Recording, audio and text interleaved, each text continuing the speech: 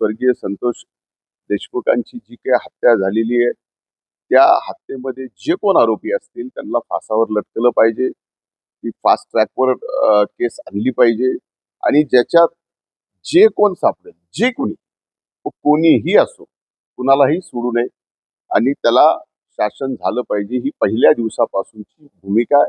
तीच आजही माझी भूमिका आहे. तर ते राजकारण फक्त माझा राजीनामा घेण्यापुरतं आहे का स्वर्गीय संतोष देशमुखला खऱ्या अर्थानं न्याय देऊन ज्यांनी कोणी अशी निर्घुण हत्या केलेली आहे त्यांना फासावर लटकवणं महत्वाचं आहे का माझा राजीनामा घेऊन एका समाजाला मला या पद्धतीने टार्गेट करून त्याचा फायदा घ्यायचा.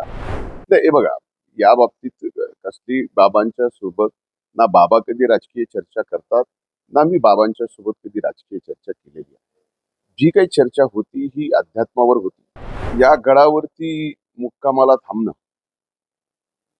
एक अद्भुत अनुभव घेणं आहे.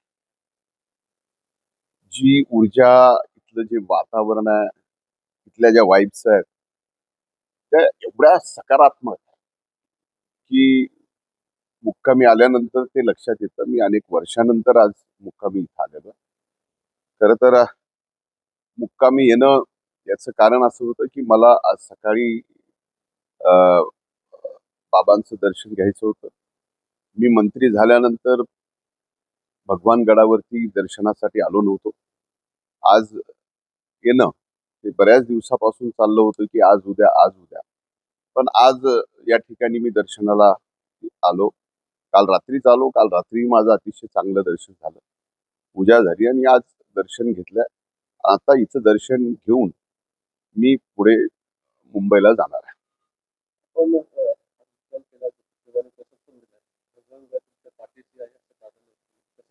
नाही, मला फक्त सांगितलं की बाबांची मुलाखत झाली आहे आणि न्यायाचार्य बाबांनी या ठिकाणी मुलाखतीमध्ये सांगितलं की हा गड माझ्यासारख्या अतिशय एक सामान्य कार्यकर्त्याच्या पाठीमागं बाबांनी सांगितलं की उभा आहे. याच्यासारखी ताकद, याच्यासारखी शक्ती आणि बाबांचा, न्यायाचार्यांचा एवढा मोठा विश्वास माझ्या पाठीमागं गडाचा उभा करणं म्हणजे ती एक फार मोठी जबाबदारी आहे.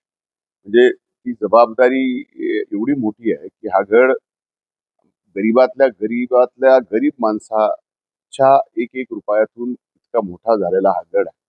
म्हणूनच संत श्रेष्ठ भगवान बाबांना ऐश्वर्य संपन्न म्हणलं जातं. आणि आज तो गड बाबांनी या ठिकाणी अशा संकटाच्या काळात, संघर्षाच्या काळात माझ्या पाठीमागे उभा आहे. याच्या बाबतीत त्यांनी वाच्यता केली. हे माझ्यासाठी फार मोठी शक्ती आहे. इतकी मोठी शक्ती आहे की त्या शक्तीचं वर्णन मी शब्दात सांगू शकत नाही. एवढी मोठी शक्ती बाबांनी या ठिकाणी उभी केली आहे. जेवढी शक्ती उभी केलेली आहे तेवढी जबाबदारी सुद्धा बाबांनी या ठिकाणी सर्वसामान्य माणसाची जात पात धर्म पलीकडे जाऊन सेवा करणं, हे जे वास्तविक या गडातून सुरू झालेलं आहे, ते करणं सुद्धा फार मोठी जबाबदारी त्यांनी या गड उभा मागं करण्याच्या पुढे जबाबदारी पण टाकलेली आहे. मुंडे आणि भगवान फार जुनं आहे. ज्याच्या वेळेस सोबत यांना संकट यायची तयार ती तयार होते. इथून ते संकट होते. तुम्हाला काय वाटतं येणाऱ्या काळामध्ये संकट झालेलं आहे ते एक एक लक्षात घ्या, हे संकट आज आलेलं नाहीये. 53 दिवसापासून आपण पाहताय. आज 53वा दिवस आहे की ही इलेक्ट्रॉनिक मीडिया, सोशल मीडिया ह्या सगळ्या गोष्टी या ठिकाणी मला टार्गेट करून एक ट्रायल चालवलं जातंय, मीडिया ट्रायल ज्याला आपण म्हणतो. आणि त्या मीडिया ट्रायलमध्ये कुठेही मी कधीही 3 महिन्यात या 53 दिवसामध्ये एक शब्द, एक अवाक्षर शब्द मी बोललेलो नाहीये. त्यामुळं संकट 53 दिवसाचं होतं. या 53 दिवसात कधीही मला इथे येता आलं.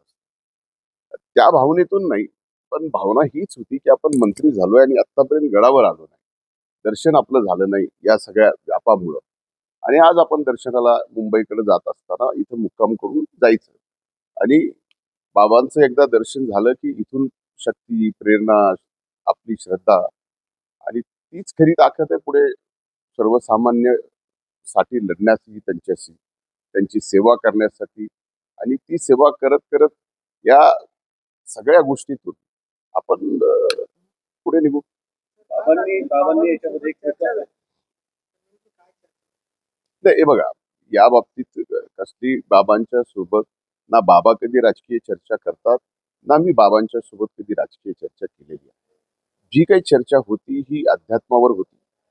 जी काही चर्चा होती, बाबा ज्ञानेश्वरीतल्या अनेक त्यांचे सगळे अनुभव सांगतात, की ते ऐकल्यानंतर आपल्या स्वतःलाच त्यातून काहीतरी मिळतं आणि ते जीवन जगण्यासाठी स्वतःचंही आणि लाखो लोकांचं जीवन चांगलं बनवण्यासाठी सुद्धा उपयोगी पडतं. याची मात्र आमची नक्कीच काल रात्री बाबांच्या सोबत चर्चा झाली. आपल्या प्रकरणामध्ये राजकारणाच्या आडवं होत राहिला तर भविष्य काळामध्ये हा फुलवत राहील. तुम्ही नाही नाही, मला आता त्या गोष्टीवरती बोलायचं नाही. मी आपल्याला सांगितलं की आता जे काही प्रकरण घडलंय ते प्रकरण 53 दिवस चालतंय.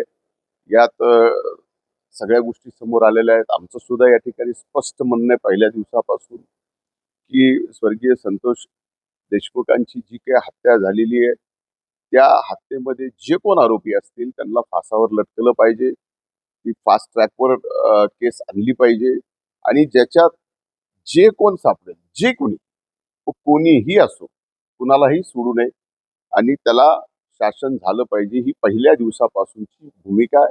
तीच आजही माझी भूमिका आहे.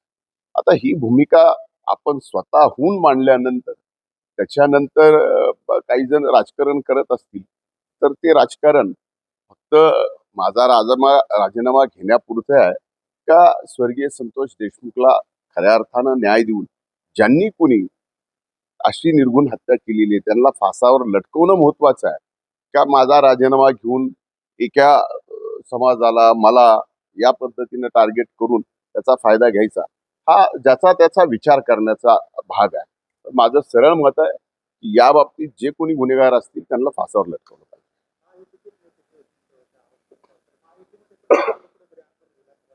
एक एक बघा, मला या बाबतीत काहीही बोलायचं नाही.